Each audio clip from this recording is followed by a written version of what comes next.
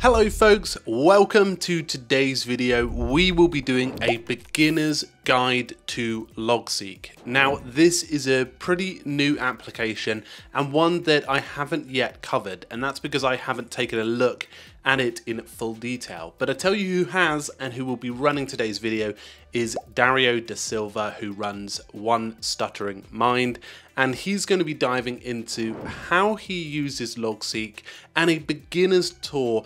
It's quite a lengthy video, but it is really insightful if you're a beginner looking at Logseq and want to go further. So I am very grateful for Dario for coming on. He has a brand new course about Logseq. If you're looking to take your skills a lot further, you will find the link in the description below. But I'm very excited to pass over to Dario, and I will let him explain through Logseq about his course and how he uses the application. So I'll pass over to you, Dario. Thank you very much for coming on. Hello Keep Productive viewers, my name is Dario and I run a little channel called One Stuttering Mind, and that's also my online persona. And Francesco has kindly given me the privilege of introducing Logseq to you. Now it's a privilege, but it's also quite a daunting task because Logseq is a rather powerful program and there's a lot that it can do, but I'm going to start with the basics and then show how I use it towards the end of the video. A lot of people have told me that when they first start using Logseq, it feels like a very intimidating environment. It looks like a code editor, they don't know where to work, they don't know how it's storing their files, so I'm going to try and break all of that down to you. Now, I also think that it's good to start with a general high-level principle of note-taking. When I started introducing people to Logseq, I always used to refer to it as a note-taking app. And I've progressed that to think of it more as an information management app. There's a lot of talk in the online productivity space of having a digital second brain, and I think Logseq is the perfect example of that. It can really do a lot all in one app. From task management to your personal knowledge management to just your personal writing workflows or journaling. I do that all in Logseq and a lot more. As they say, to the man with a hammer, every object is a nail. And I've really adopted that, and I'll show you a little bit later what that looks like in my personal database. Now, before we get into Logseq, I also want to talk a little bit about the philosophy of note-taking and why it can be such a challenge. I think a lot of our systems are one-way systems where it's like information is going into this black hole, and then when you need to go and find that information, you have to expend a lot of effort in order to retrieve the information that you are looking for. And if you have good search, that's all good and well, but if you're even mildly disorganized, it can often be quite a frictionful process to go and find that information. Now, I believe that effective note-taking / information management is a non-linear process where you can input information, retrieve information, organize that information all at one time, basically. And Logseq provides an all-in-one user interface that allows us to do this. So that is my point of departure, and now I'm going to get into Logseq and show you what it looks like. So I've gone to the Logseq website, Logseq, and the reason that it's Logseq and not Logseq is that Logseq is a sequence of logs, and I'm going to get into that a little bit more. But what it allows me to do is both download a desktop app or open a local folder on my computer. So the browser is then going to be interacting with a folder on my computer. So I'm going to start with that approach, and then I'm going to get into the desktop app a little bit later. So I'm just going to go open a local folder, and Logseq is loading up. And you can see here that this is a demo graph. Changes will not be saved until you open a folder. A lot of people have lost information by starting to work here. You first need to create your own folder to store information in. There's a lot of instructional material over here, but I'm not going to get into that right now. What I'm going to look at is opening a folder. So in the top right here, you'll see a little button which says open. Now I've opened my PC folder and I've gone to desktop just for this demonstration, and I'm going to create a new folder here for this demo. So it's going to be called Keep Productive. Keep Productive. So I literally just select that folder, and Logseq has now created a database. Now this is going to edit the files in that folder for me. So Logseq is fundamentally a text editor. So this little pop-up that you see here says logseq.com will be able to view files and keep productive until you close all tabs for the site. So what this is saying is that Logseq is going to be creating and editing text files in that folder, and it's doing that in Markdown format. I'm not going to get into too much detail there, but I'm going to allow permission to do both that and to edit the files. Great. And the first thing that I'm going to see here is this blank page with today's date. So when you first open Logseq, you're going to be met by this blank space, which is today's journal page. Everyone will refer to it as the journal page. And that is just a date-based calendar page. Now, the way that I like to think about this is as an A5 calendar page, you know, an old A5 book that you used to have where you used to just jot down your thoughts. That is a mental model for thinking about your daily journal page. And you can just drop anything in there. And we're going to get into like how you might organize it a little bit later, but it's really just creating a text file for today's date that is going to include all the information that you're putting into Logseq. So I'm going to go back to Logseq now. So Logseq is a block-based program. So if you're familiar with Roam Research or Notion, this will be very familiar to you. But if you're coming from another paradigm such as Evernote or OneNote or something else, maybe even Obsidian sometimes, it is a little bit of a mindset shift. So a page creates a file in my Logseq database, but a block is like a paragraph or a bullet point. So I'm going to start writing here. Let me actually just zoom in a little bit. And I'm going to start writing some things that I need to do today. Things to do today. And that is my first block. And I'm going to go to the file just now. But I now want to write about things that I want to do today. So I can continue writing in the next line, but really this belongs to the block underneath it. And this is an important thing in Logseq, which is indenting. So if I say tab, it indents underneath that first block. And that is basically like creating a folder. So all the things that I want to do today, then I list the things. So I can say book a hair appointment because my hair is messy. Oopsie. Go grocery shopping and record keep productive video. Okay, great. Now I can enter and then carry on writing there, or I can enter again and it will take me back to the highest level of the page because it's not related to that first level block. Now what I want to do is carry on writing about something else. So maybe I've been thinking a lot about collaboration, which I have. So I've been thinking a lot about collaboration. And again, enter. And then I want to carry on that thought. So I'm going to indent it underneath there. And I'm going to say, how can Logseq help teams? And then enter again, still underneath that point on collaboration. How can Logseq help researchers?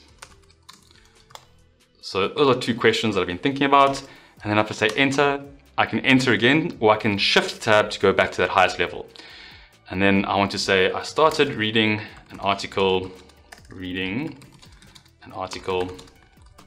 about business process improvement.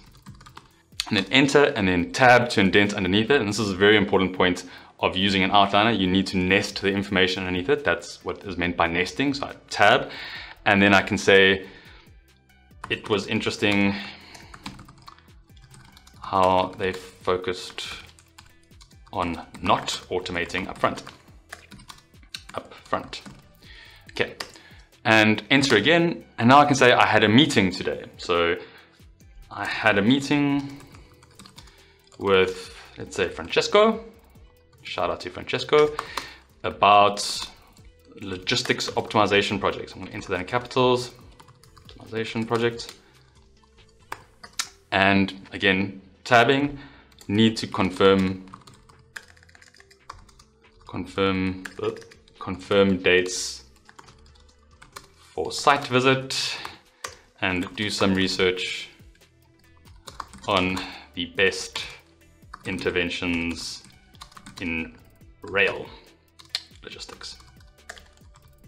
Okay, so I've been entering a lot of information in Logseq.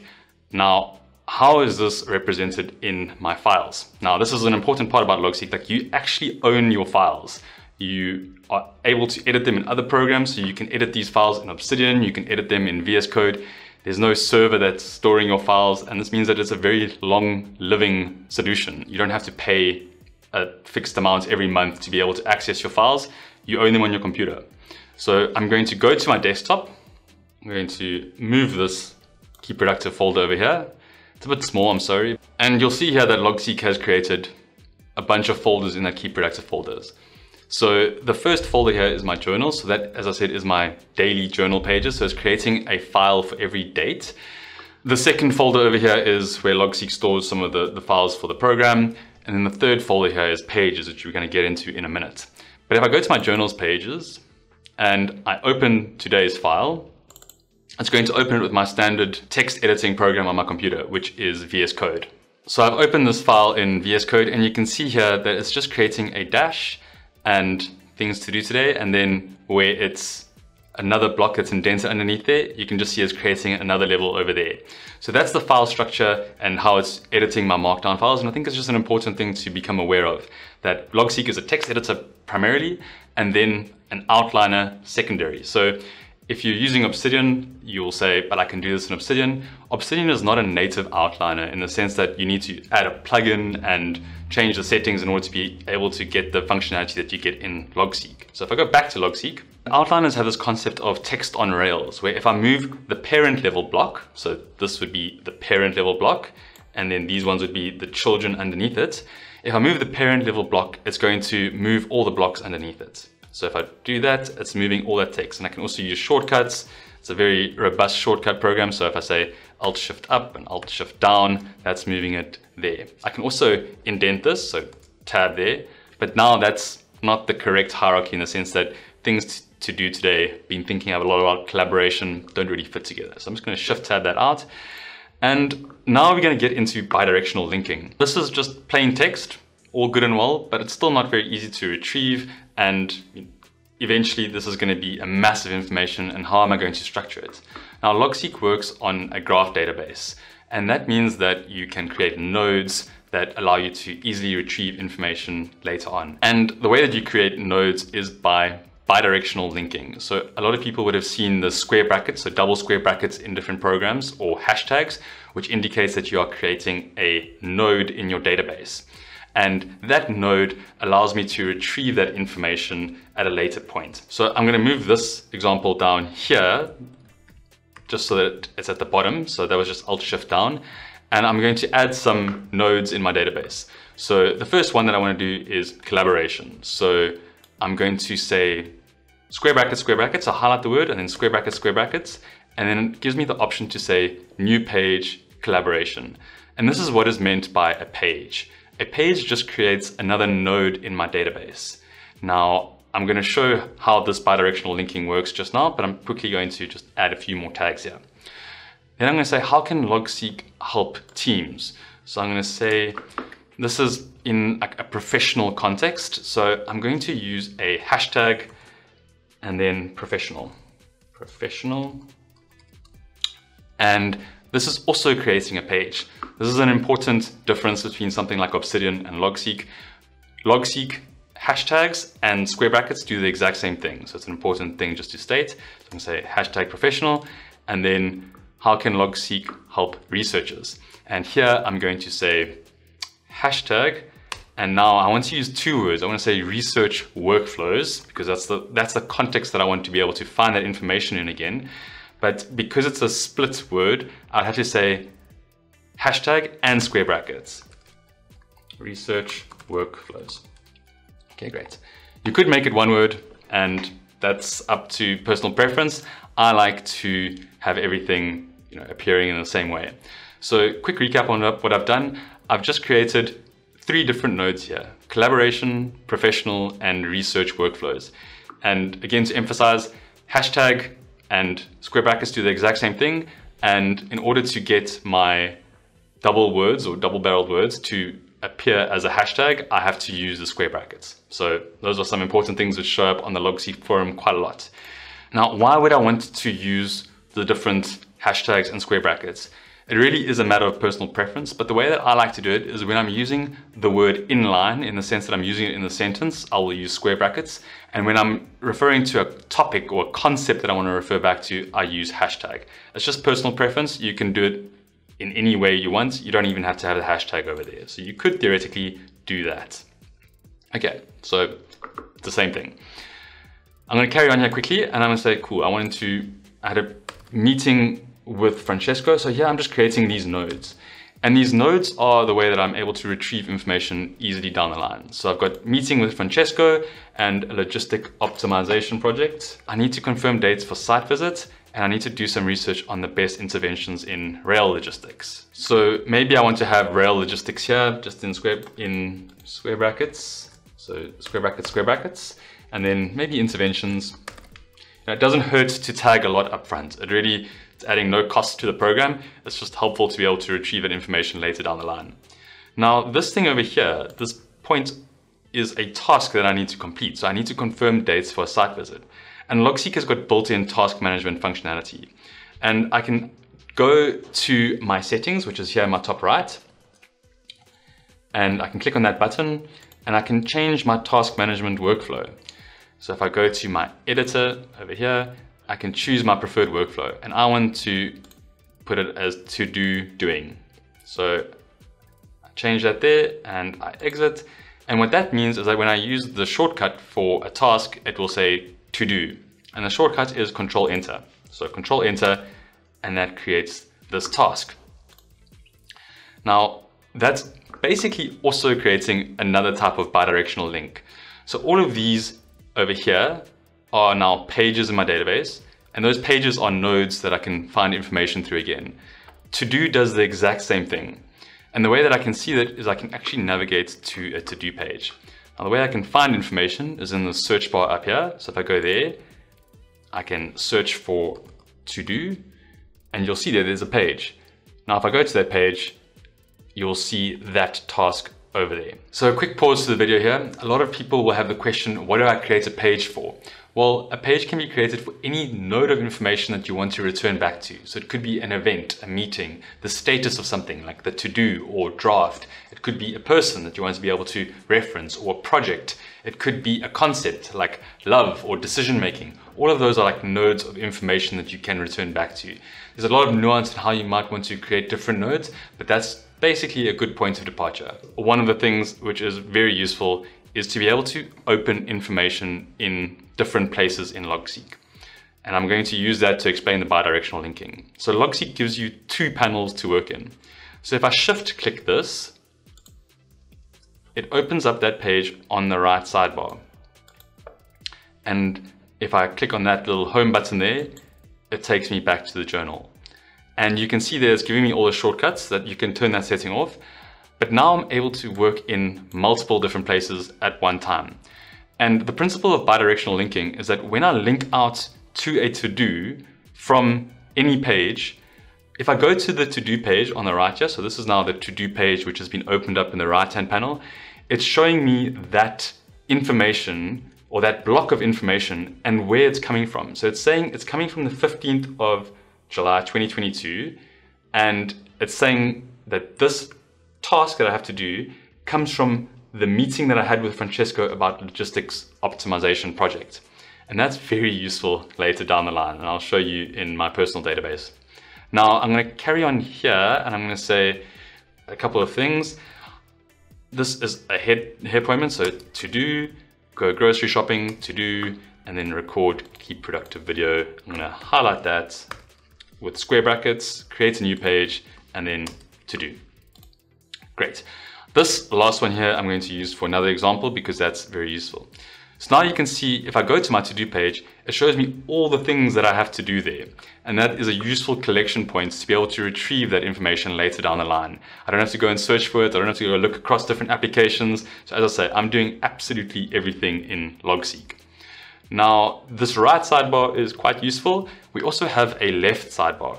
So if I open up the left sidebar here, I can navigate to a bunch of different menus. I'm not going to get into all of them, but one of the cool things that I can do is create a favorites page. So hypothetically, I want to navigate to this logistics optimization project. So I'm going to go there, click on that page, and it's going to open it in my main panel over here. So it's getting a little bit convoluted. You can close these things with shortcuts. It's very, very easy, but for now I'm just going to leave it here. I'm actually just going to rename this to be logistics optimization project. So very simple to rename pages. And then I'm going to add this page to favorites. So again, going to the 3-button menu over there, add to favorites. And that means that I can very quickly come back to this project at any point in time. So this has been starting with the web app. And before we quickly navigate to the desktop app, I just want to show you the graph view. And the graph view is showing nothing at the moment because the graph view shows where different pages are linked. So if I link one page to another page, it creates a link. But I have chosen to have my journal pages off. So now my date pages are not showing. So if I go to my journals page, if I turn my journals on and I reset my graph, it will show that on the 15th of July 2022, I spoke about all these different content, or I addressed all these different nodes in my database. So important thing to remember here, we'll get back to this a little bit later. I'm going to navigate back to my desktop just to show you what's happening in the folder, because if I go back to keep productive and I go back to my pages, you'll see here that I've only got one page there, which is a contents page. Now I don't remember creating a contents page. That's because I didn't. This is a Logseq built-in page. And I've created all these nodes. Why aren't they showing up here? It's because I haven't put any information in those pages. So when I create a page as a reference node, i.e. I'm not putting information in that node, I'm just pointing information to the node, it doesn't create a page. So if I go back to Logseq and I go back to my logistics optimization project, I can then put a little bit of information in that page now. So I'm now in this page, logistics optimization project. I could go to July the 15th page and enter information there, but I'm just going to enter it here because it feels like it belongs here. So project scope, and important people. I can link here to Francesco, and project scope, improve rail efficiency, something like that. If you're familiar with Markdown Headings, you can also use Markdown Headings, which is using a pound or hashtag sign. So this is not creating a link now. So this will be, I'm going to say Markdown Heading 2, and it's hashtag space. And then this will be Markdown Heading 2 as well, hashtag, and you can use Markdown levels. And I'm actually going to indent Francesco underneath this important people. So enter and then indent, and the project scope, I'm just going to indent something underneath there. So if I now go back to that page, or the pages, you can see there that my logistics optimization page has been created. So I can navigate in there and voila, you can see the information that I've entered. Okay, so this has been the web application. I now want to get into the desktop application. So the web application is a perfectly good place to start, but the desktop application gives you a little bit more functionality, it's a little bit quicker, and you can also use it completely offline. So I'd highly recommend switching over there as quickly as possible. And you can see here that I've got no information in here. So again, I need to first add my graph. So adding that folder or that database of information that I've already started creating with the web application. So if I go up here to the right hand side of my screen, I say add graph. And this is a little menu which says choose a folder, and there we go. I go there and I go to my desktop and I can just choose that folder that I created, and it will bring in all those files. So it's exactly the same thing that I was seeing in the web application. Now if I go to the graph view, you'll see there that there are a couple of nodes, but I'm going to turn the journals off. So if I just click over here and I say turn journals off, you'll see there's only two things connected, which is Francesco connecting to that logistics optimization project. So if I just go home up here, so over there, I can also use GH. I now go back to this page over here. And the thing that I wanted to show is this article that I started reading on business process improvement.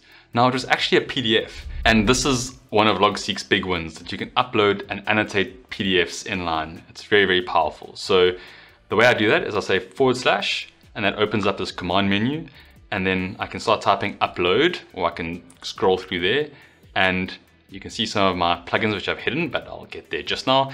And I'm going to upload an asset.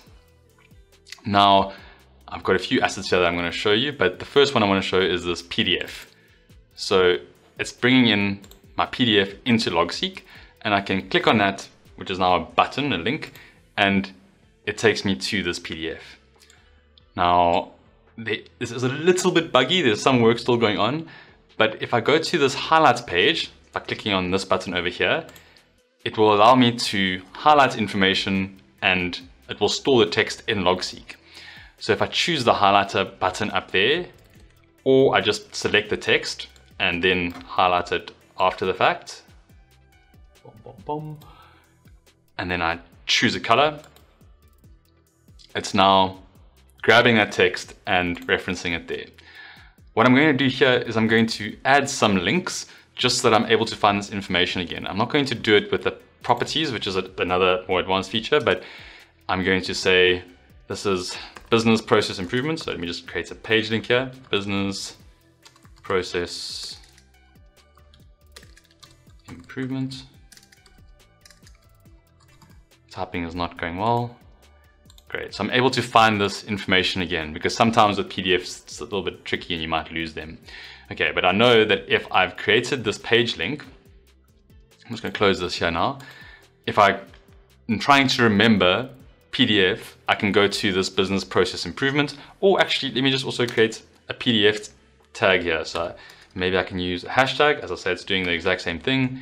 And there we go. So I've now got multiple different ways of retrieving this information, which is super important. It's not location dependent. It's all about the sparks in my brain that are firing off at say, how do I find this information again? So I also might want to say Harvard Business Review, because that's who made it. So Harvard Business Review. So I'm now able to retrieve this information 3 different ways. And if I open up this PDF page, so I'm going to shift click that on the right, and it shows me my linked references here. So that's automatically creating this backlink, which is referring back to that article. So if I go to Harvard Business Review, you'll also see that article linked up there. So I can shift clicking that also opens up on the right. So this PDF and the notes that I'm making on it are now retrievable in multiple different ways, as I said. The cool thing here is that I can also go back to this text very, very easily. So hypothetically, I'm going back to my daily journal, so I'm going to close this on the right sidebar, and let me start using shortcuts now, so TR, and I'm going to close this on the left sidebar as well, so TL, and I'm going to go home, so GH, that goes back to my page. And here I realized that I didn't actually link that, so let me link this business process improvement. Great, I'm going to just link it there, and because there was already a page there, it didn't have to create a page. Okay, great. So now I want to go and read this article again, but I don't want to have to navigate to the PDF first. I want to see what I've got in my database about business process improvements. So I go there and I see that on July the 15th, I started talking about it, this article, but I've also got this highlights over here. So if I go there and I see all my highlights, I can think, what are the cool things I saw? Now, hypothetically, I want to go back to that block or that piece of information. All I need to do is click here, and it takes me back to that exact point in the PDF. And that's a very, very nifty feature. I also spoke about how you can add other assets to Logseq. So if I close here and I go back to my home page, so GH, that takes me go home, that's how I think about it. I can now enter, and I can add a picture and an MP3. I'm going to my desktop now just to show you the file. So I'm gonna copy this African fish eagle here, and I'm gonna go back to Logseq, and I'm going to paste it over here, and you can see there that it brings in a picture.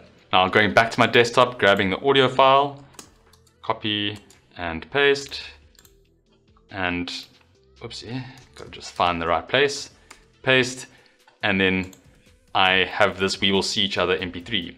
Now you can see that it's not opening that file in Logseq because it doesn't have the exclamation mark. So if I take away that exclamation mark from the African fish eagle, it won't open that file in Logseq. It'll just give me a link to open that file. So what I need to do is add an exclamation mark in front of the MP3, and then add the exclamation mark back in front of the fish eagle. It's just one of the quirks of audio versus pictures. And there we go.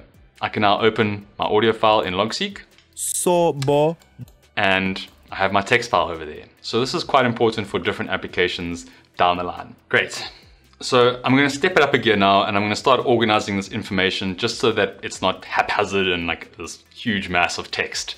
And what I'm going to do there is create higher level blocks. So here we go. I'm just going to create one which is my scratch pad, so my thinking place. Hashtag creates the Markdown header, and then I say scratch pad. And then this here that belongs in my scratch pad. I've been thinking a lot about collaboration. and then enter, enter, enter, goes back to my first level. And then I have another one, which is meetings and conversations. I'm just going to say meetings, and then I'm going to indent this over here to be underneath there. So the meeting that I had with Francesco is underneath this meetings headline. The next one here that I usually use is content. So hashtag content, and then I'll indent this underneath there. So I read that content there, and I've also got these random pieces of content, and I'm going to put them at the same level as that block over there. And then I'm going to put that fish eagle there, so I'm just dragging and dropping, and that is great. Okay, now the last thing here is reminders. So I just like to group it underneath the reminders. And I typically do this at the end of the day when I'm like cleaning up my information, so there's not like any friction of entering information. So I go in and just clean up my database at the end of the day, which is a nice like activity to make sure that I've done everything. So I've just zoomed in again because I realized it's zoomed out. And the cool thing about the outlines is that it basically acts as folders. So I can literally close this folder here, collapse that folder, I can collapse that folder too, I can collapse that folder, and I can use shortcuts as well. So control up, control down opens that, control up opens that. Now, the other thing about outline is I can zoom into just the level of information that I want to see. Now, I can do that in the main panel, and I can do that in the side panel. So what I can do here is I want to shift click on my reminders. So shift click over there, and then it opens up just my reminders block. And over here, I want to click just on my meetings block. So I just click over there, and it enables me to zoom in on that little piece of information. I can also clear the right sidebar here by saying Control C, and that clears everything there. Or if I want to bring it up, TR. So very nice shortcuts enabling me to really access my different spaces very quickly. Another important thing to call out on outlines is that there is an inheritance of links. So I'm going to look at this more in my personal example when I get into a more detailed database. But the important thing here is that this block over here, this how can Logseq help teams, #professional, and this how can Logseq help researchers, #workflows, is also inheriting, or they both are inheriting, this link of collaboration, because they inherit all the links in their parent block. But as I said, I'll get into that in my personal example. So I'm back on my daily journal page. There's a lot of information here. Don't know exactly what I need to find quickly. Let me just think. I need to find my to-dos. So I say Control K to open up my to-do page or my search page. And I can also click on that little icon up there, and I can just say to-do and then navigate there, and it shows me all the things that I need to do. Okay, so I've already gone grocery shopping, so I can click on that little block over there, and that moves it to a done page. And I'm doing this, so I can also Control Enter, cycles it through the different task phases. So Control Enter, that's now doing. Hair appointment, I've booked. Oopsie, I have to just enter there, now it's done. And I need to confirm dates for a site visit still. So that's still something that's on my to-do list. So that's how I cycle through my tasks. And if I want to return to those pages or those items that I've done, those blocks, I can just say Control K, and I can say done, and then I can go to my done page, and then there are those items that I've done.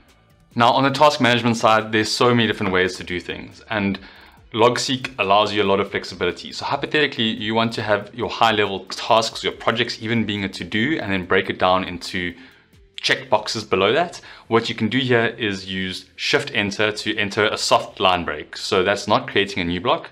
So I go here, Shift-Enter, and I want to add a checkbox. I use the asterisk, and then I use square brackets and a space, and then I can say this first thing, and then enters the next line automatically for me, this second thing, etc. And then enter, and I close it. And now I get these little check boxes underneath there that I can tick off, and then I can move that to done. So many different ways to do things.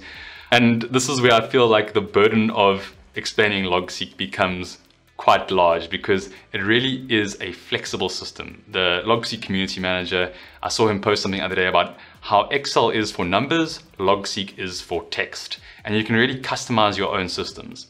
As I said, I'm using Logseq for everything. So I'm now going to jump into my database, show you a bunch of different applications that I'm using Logseq for, and show you a little bit around what more you can do with the tool.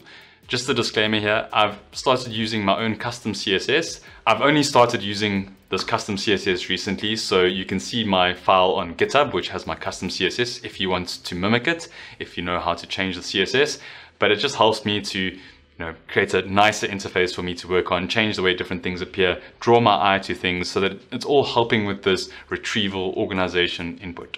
And whilst I'm at it, I might as well show how you can add different databases, because you are able to add different databases to Logseq. So if I click up here and I click on my current database, I just say add a new graph. So graph, database, folder, all of the same thing. So add new graph here, and quickly my first database. Okay. So that's now going to load those files into Logseq, because I wanted to have a clean environment for this demo. I'll take a couple of seconds. Great, so Logseq is loaded up, and what I can see here is my daily journal page, but a sequence of daily journal pages. So that's my sequence of logs. And this is basically like an infinite scrolling editor through my previous logs. So if I just scroll here, you can see all the different things that I've been editing and playing on in this demo database. And there are so many different directions that one could go in here. So I'm going to try and keep it very, very structured. The first thing I'd like to show is just this graph view. The graph view has been said by some to just be beautiful, but not very functional. That's now changing with a bunch of plugins that are now taking the graph view to have the same sort of powerful functionality that you get in Obsidian. I haven't actually played around too much with them. I've been focusing on other things, but the graph view is becoming a much more useful feature in that regard. Another thing that I wanted to look at in my personal database was the inheritance of links in parent and child level blocks. So if I go to my page decision making, I'm going to show you the search functionality, which is not working 100% in this regard, because it only looks at things from a top-down approach. So if I look at decision making here and I filter it for, let's say, organization redesign, I should only be seeing one block over here. So there's a little bit of inconsistency sometimes. The most reliable way to get your information is to use queries. I think it's also important to acknowledge that the software is still in beta, so not everything is working like 100% seamlessly, but it's pretty close. So getting into queries now, I'm going to create an example query page. So let's go here and say Control K. I'm going to say query example, and that's now going to create a query page for me. And what I'm going to do is say / and then query, which brings up the query command. And that enables me to then enter the parameters that I'm searching for. So and I can now also use Boolean Logic. So when I'm wanting to combine different search terms. So what I was trying to combine there was organization redesign and the decision making. So I'm going to say and then decision making, and organization redesign. Great, so I'm going to get that one block that comes up there, and that is exactly what I was looking for. So it enables me to really refine my searches. So queries and Boolean logic in your queries are very useful. Now I'm not going to get into that in much more detail because there's so much to cover. So I'm quickly going to take out this organization redesign to show you what is happening in my returned information. So, and let me close my left sidebar here. And I can now convert this to a table view.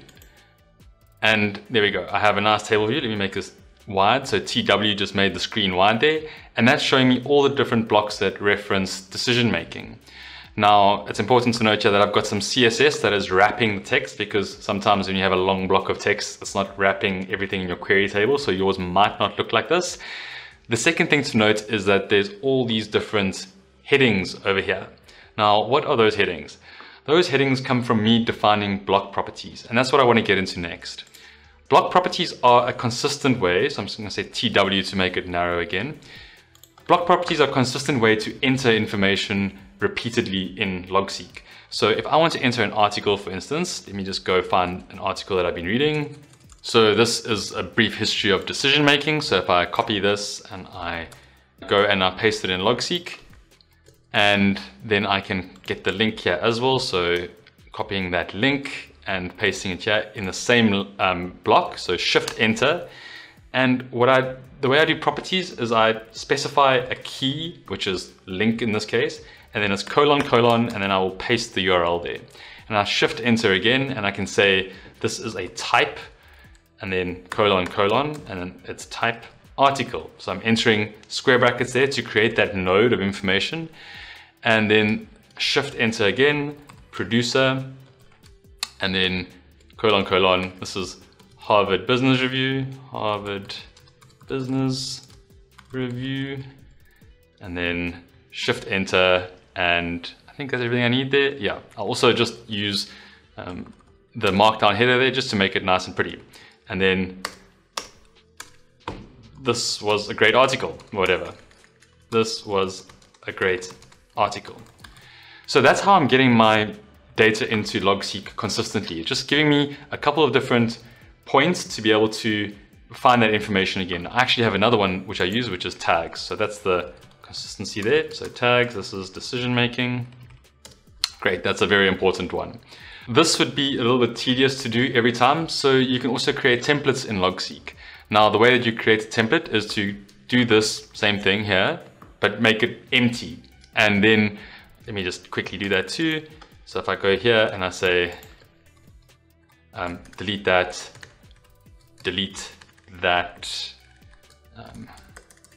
and then just, oopsie, shift enter there, take away the producer, and then remove the tags. Oopsie. This is not going so well. There we go. I now have an empty block that I can use again and again. Then what I would do is I'd right click here and say make templates. Now I already have a template called articles because I tried to make one, but I'm going to say article example. And what this will do then is every time that I want to use a template, I can just use the / command, which brings up this menu here to say template, and then I can say template and then say article example there. Great, and then that will allow me to very quickly input information. I've reduced that a lot by using text expanders, so I just have JJIA because I actually use input article, and then I use output article for articles that I'm writing. So yeah, so many different ways of doing things. It's important to just develop consistency so that you are not trying different things and you're able to retrieve information repeatedly. There really is so much to say about Logseq. I've spoken a little bit of how there's a graph plugin that's coming, and the plugin environment is growing very, very quickly. There's a few plugins which make things really, really nice for me, I think. So I'm just quickly going to look at those plugins, and yeah, let's see how far we can get before I run out of steam. So I'm quickly going to go to this page over here, July the 6th. And one of the plugins, let me actually just turn my plugins on here. I'm going to turn in this tags plugin, this calendar one, and plugin agenda. And one of my plugins might be off actually. No, okay. And the plugin that I want to look at is MarkMap. And MarkMap is a plugin which creates a mind map of your outline. So yes, MarkMap creates mind maps. And if I click on this little button here, that will now create a view of the branching of my outline. So on this day, July 6th, I had 2 meetings. I would typically indent those underneath a meetings block. And then the 2 meetings that I had were review of mining cooperations and PD chat. And then I can zoom into different levels. So if I zoom into level 1, these are the 2 meetings that I had. If I zoom into level 2, I can zoom in there. And then I can also further click in on just the ones that I want to look at. So I can close that one and then open that one over there and then see what I need to improve on in my problem solving or something. And yeah, there's some information about, that's following this tree of information. And now this piece of information will inherit all the links that are above it. So it will inherit, if I just go back out of the outline, so if I escape there, this piece here, that was the one I was looking at, will inherit that link over there. It will inherit improvement opportunities over here. It will inherit the person's name. It will inherit the project name. It will inherit all of those things. So that's a super useful way of thinking about your information. So it happens naturally in the outliner, but the mind map helps you see that a little bit better. The second plugin that is really useful is this calendar plugin over here. And the calendar plugin just enables me to select different dates either in the past or in the future and navigate to different times in my database. And you can see here that I get this little orange circle underneath all the dates that have information underneath them. The third plugin is the agenda plugin. The agenda plugin is a very powerful plugin which is basically allowing you to transform your outlines into different views. You get Gantt views, you get your calendar view, which is the one that I see here. I've also integrated my Google Calendar into here so that it blocks out different times. This is just my personal calendar, not my work calendar. This is why it's so empty. I'm so busy. No, I'm gonna leave that in. Yeah, this is a very, very nice plugin. Lots of work has gone into this one. Definitely recommend checking this one out. Then for those of you who are coming from Obsidian and like the tags plugin, this tags view over here also enables you to see all the different tags that you've used and how many times you've used them. You can sort it A to Z, or how many the number of times that you've used it. There is this plugin which you can't really see because it's not a button that I click, but it's called bullet threading, and that shows me here this line of inheritance, which will show me that this block over here will inherit all of these links. So that's the importance of nodes. Those nodes really translate throughout your information, throughout your outlines.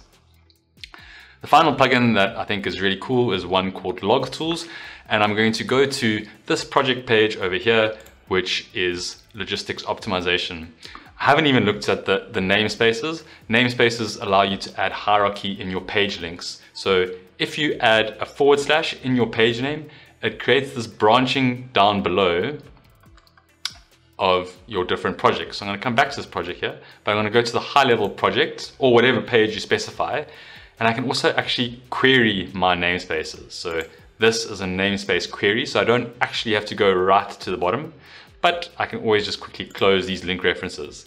Now, this is my own custom CSS. You will see there that wins and improvement opportunities all have their own custom CSS. As I say, just to draw the eye, help me navigate, help me like create buttons that I want to push and go and find. But if I go back to this logistics optimization, one of the plugins which I have found very useful just to help from a project management perspective is the Kanban plugin. And this is also a custom CSS application. If I just close my left sidebar there, and it's functional for me. There's better ways of doing it, and I'm going to get there eventually. But what I'm doing here is I'm saying query the tasks that have later and this project name, query the tasks that have to do and this project name, and then doing in this project name, and then waiting in this project name. So that's my personal approach for using tasks. I don't actually use to do, doing, done. I use the different ones where you have later, to do, doing, and waiting is for whenever there's something else that I'm waiting for from someone else. The problem with that is that Logseq treats later and to do as the same thing because it's later now and to do doing. So there is some complexity there, but we'll see how that evolves as the database evolves. So this is provided by the Log Tools plugin, which enables you to add CSS very easily by just adding the hashtag .v_kanban wide. Again, super simple plugin, really nice to use though. So I've looked at a lot of the functionality. I haven't actually looked a lot at my own database. So a little bit of project management over here. I've also got a couple of things that I am doing on the left here. So TL to open the left sidebar, research, busy structuring research workflows and building out project pages or building out ways of how you can use Logseq for research. This will be a video coming out very soon, hopefully, and to be put in the course. I am writing in 5 different areas. So these are my different scratch pads. So scratch pad in organizations, applied thought, personal, social, transcendence. All of those are collection points of my writing. So literally everything that I've ever written now is basically in Logseq. I can do habit tracking using page properties. And unfortunately, it's not in this database, but I'll quickly navigate to my personal database. And then I've also started to build a looking back function. And this will query any, this is using a date-based query, looking at the node daily picture. So I create the node or page daily picture, and then I indent underneath it. I don't do it every day, but when I remember, it's quite nice to do it. And this query is showing me from a year ago and 2 years ago, 3 years ago, etc., all the times that I've entered a picture in my database. So it's saying daily picture, and it's also entering a journal.